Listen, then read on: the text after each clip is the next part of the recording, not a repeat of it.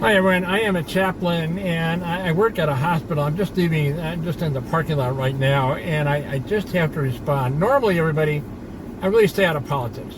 I stay out of it, but not this time around. Why? Because with this bill, the big beautiful bill that was passed. I know what's going to happen here. I know what we're going to see. I work at a hospital. We're on the front lines. I know what's going to happen here. I know who's going to be coming in here.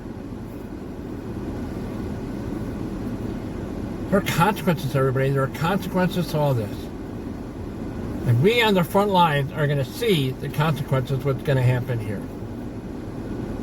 When you cut almost $1 trillion from Medicaid, you cut $500 billion from Medicare, that ER, you can't see it, it's right behind me here. You're going to see people coming in, and I got to tell you, and I'm just going to put it directly.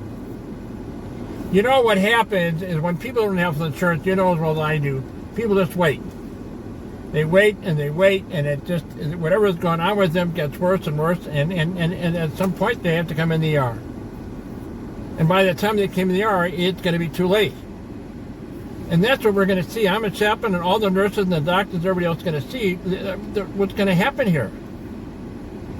You know, there was a study done by, I think, the University of Pennsylvania, I think by Yale University, and I think the Congressional Office predicted 50,000 people will die. And I'm not 50,000 people, I'm talking about children. I'm talking adults and children here. And my best guess, everybody, there's going to be a lot more than 50,000 because they don't have insurance. They don't have insurance to take care of it. And like in COVID, people waited and waited and waited until it was really just so critical. And that's what's going to happen here at the hospital. We are on the front lines, everybody. You know, you go on we're on the front lines. We are going to see the consequences of this bill passing, the consequences of all this. And what is stunning to me, and I have something here, there is a website, a guy named Dr. Weir, and he was, at some point, he was a Social Security manager. But he put something on his website. And what was on the website is that 244 people make enough money of the half of the population of the United States. 244 people make enough money of half of the population of the United States. 244 people, and add some maybe. 244. They don't have enough money. I kid you not, everybody. And that's the thing that really is getting to me. All this for 240 people. All this for money, for tax cuts. What I'm going to see in that ER and all the nurses and the doctors and nurses all across the United States, everybody, in the hospitals, we're going to see the end result, what's going to happen here.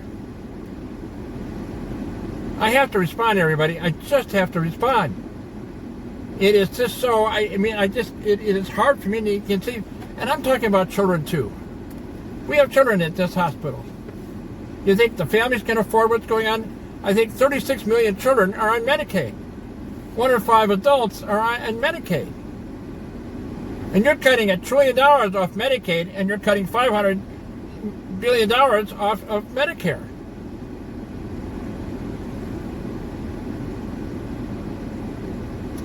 There's something you need to know, and I'm going to give you a heads up. There is more to this story, guys, and that what I'm going to talk about, part of what I do, part of what my job duty is, what I do is spiritual counseling. The other part of what I do I'm not a priest. I don't do last rites. I do final prayers, but the bottom line is I've done thousands of them. Thousands upon thousands of them, and I have to tell you, I've seen every type of death there is to see. But the one thing I see in all that are the families. The families that are devastated by the loss of a loved one. To the point, some of them, it's so devastating for them. A mother and daughter that have been together, they're the best of friends, and she starts to scream.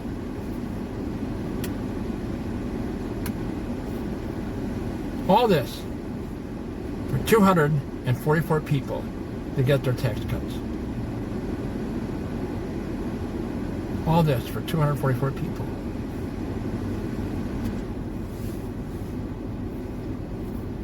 Let me give you the heads up. This is based on, I had an experience back in 2010. I had a car accident that was almost fatal, and I had, it's commonly known as a near-death experience. I had one of those, everybody, and it also in combination, what I see at the hospital, being a chaplain, I see so many things. You learn a few things. The question I'm going to ask you, though, and what I deal with, the question I'm going to ask you, what happens if you take your last breath? I'm going to fill you in on it. I know a few things, guys. I know a few things. Let me tell you. Based on my experience, in my experience, I had what's called a life review. The life review, it is studying. It is the detail alone every second of your life. You go through your entire life from the day that you're born to the day you take your last breath. Every second, every moment, every thought, every intent, everything is in that review. Why do we have that review? God is asking, what do you do with your life? What did you do with the life? And you go through the review, you see everything that you did, all the choices we made, and that's the other thing about all this. Other choices we made.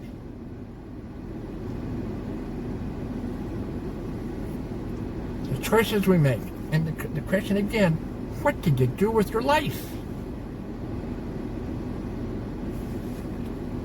And I gotta tell you heads up, the thing that what is significant to God, what I learned, what is significant to God, is how we affect each other.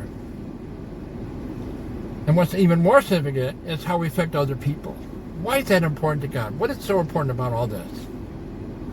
It's not about justice, everybody. It's not about that at all.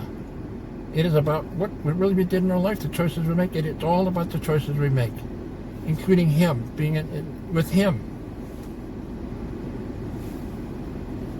How does He get His point across to everybody? This, based on my experience, everybody, this took me some time to get over. What I'm about to tell you, it really took some time. It took me some time to get over this because it was so real. The impact was it was just unreal. And what happened, what I experienced, how you affect each other, how you get His point across, becomes the person you affected. That's the thing that really got to me, everybody. That's the thing. You become them. You get to see through their eyes how you affected them. And it's, and I want to really make just a clarification here. There are a lot of good, decent people. And most of you, you're going to be just fine. But you will have that life. Depending on how you live your life, for some of it can be brutal. And for others, what I'm about to tell you, can be downright horrific. You become the person you affected. The other thing, we have dictators out there. We have people, even including this country. It's about power and money. And the thing, we have dictators that, people are just being killed every day. In countries, and I can name a lot of countries, but we have dictators, and all these people, the thing that's going to happen here, they have no idea what they're about to experience. This is where it gets horrific, everybody. You become the person you affected. You become the person you affected. You're actually these people that have caused death in one way or another. All these dictators, all these live people, the actions we take, you're going to experience their death. This is what I saw, and I saw this. I saw this in the experience that I had. And it really took me some time, everybody. It really took me some time to get over this. It was so...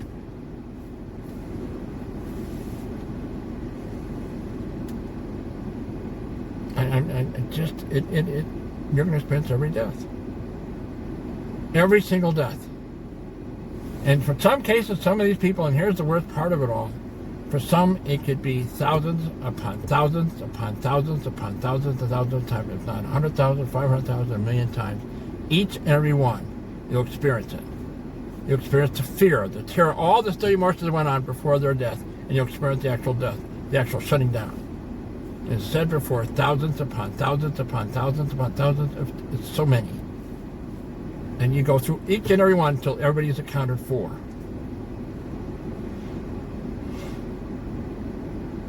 It's not free, everybody.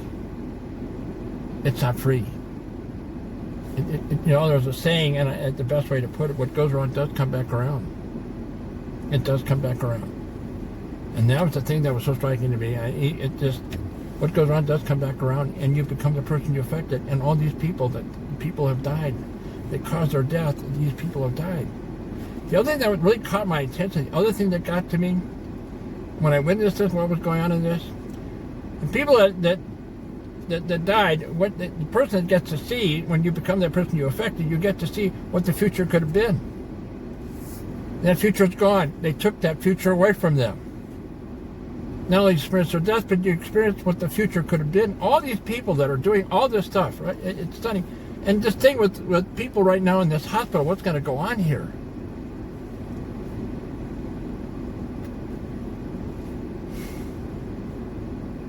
There are consequences to the actions we take.